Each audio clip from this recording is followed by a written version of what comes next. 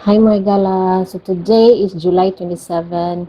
Uh, karon kay July 27, alauna 45 sa hapon.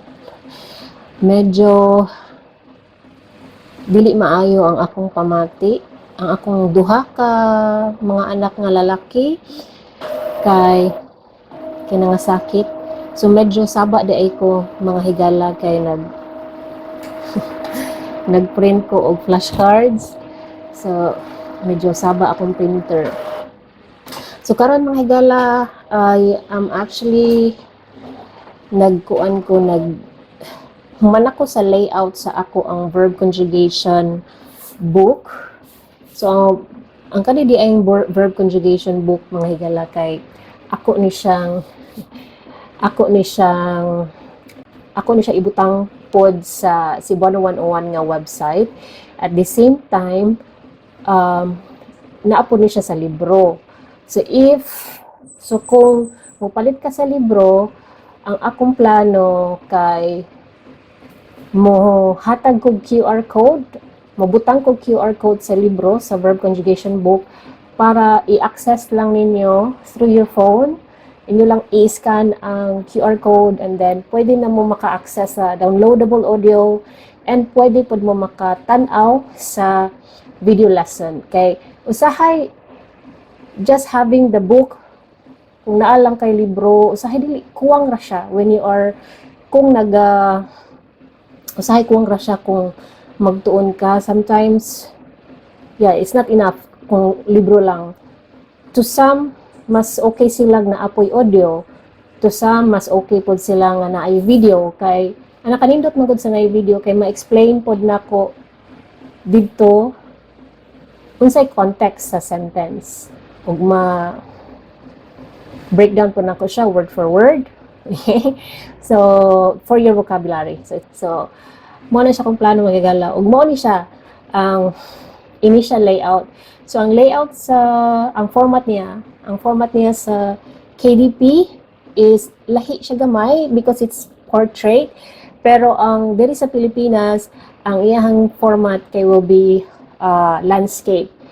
Kay due to tungod sa ako ang materials nga gamiton. So kailangan siya landscape.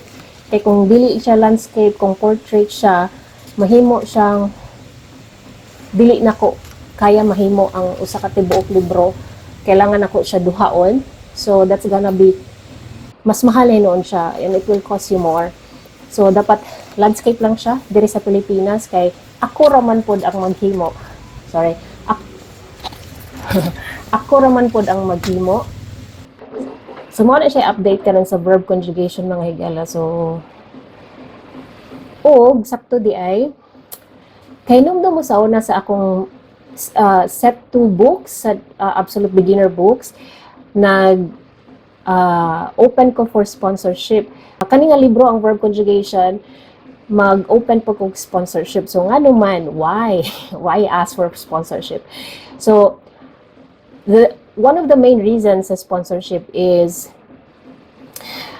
I'm actually looking for another better printer that I can add to my arsenal diri sa akong gamay nga studio. So ang printer karon medyo gamay man siya mga higala, no? Pero okay na siya, pwede na siya. It's just that lahi man gud og you have a better equipment so that para paspas imong trabaho, mas nindot og quality and all. So the money that I will get from the sponsorship, I will save it.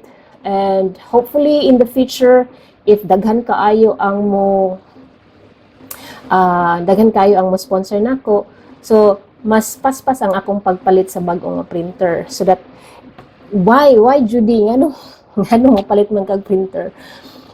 Kay kung magpa-print man kung mga higala sa outside, it's actually kailangan kog dako nga kapital.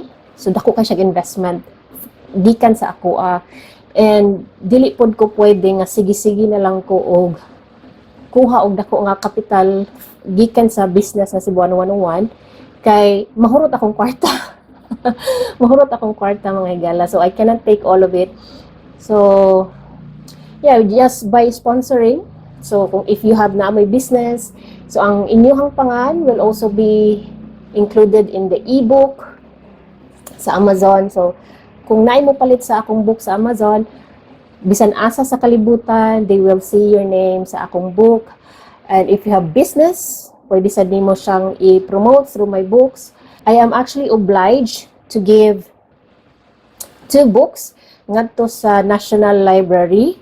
So that means ang imong name sa akong books will also be there sa National Library of the Philippines sa Manila. So if you happen to be in the area and you're near the National Library, pwede gyud kaayo ninyo i-check tong mga books from set 2 dito sa National Library. So you can, whoever who will read my books dito sa National Library can see your name. Okay, so that means they will see your name, basically your name, that you support the journey of creating the book.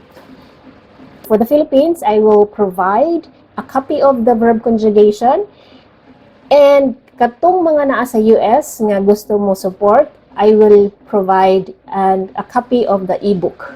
Okay, because I cannot send it to you guys kay mahal kaayo ang pa-shipping gikan diri sa Pilipinas padong outside the country. I don't know, ano mahal jud kaayo diri.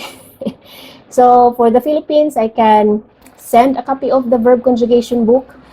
For my sponsors coming from outside the Philippines, I can provide the ebook with my personal thank you message. So mo na siya akong plano mga higala. So that's all mga higala. Medyo lain lang gid akong lawas. I think it's a viral infection in my family. It's not COVID because it's different. This one is different. They're actually my kids are vomiting. Not slightly lang, dili pod grabe. Okay ra. Nga dili po siya sige-sige nga suka. So stay tuned in lang mo mga higala sa further notice about the sponsorship if you are into if you are willing to support Maestra Judy in this endeavor.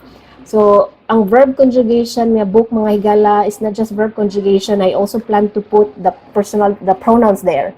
So it's a mini. So yeah, ako asab ibutang ang pronouns dinha sa verb conjugation. So it will take some time mga higala because ang verb conjugation it entails a lot of work gyud as in. So at least now human ako sa ako ang format sa layout. So hopefully by the succeeding verbs it will be faster in compiling the table and in completing the table for each verb. So mao na siya. Sige, that's all mga higala. Kita-kita ta sunod. Bye. Amping mo kanunay mga higala.